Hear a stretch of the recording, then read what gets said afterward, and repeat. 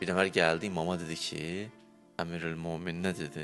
Dedim, mənim atamın deyir, dəftərçəsinə baxırdım, atası dünyasını dəyişmişdi.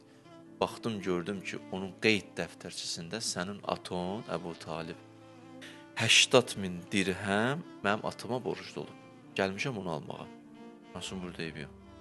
Yazıbsan, sən aton düz danışan kişi olub. Yazıbsa, mən də verirəm. Verdi. Getdi üstünə bir müddət keçdi, qayıtdı, gəldi, dedi, sən Allah bağışla, dedi, nə olub?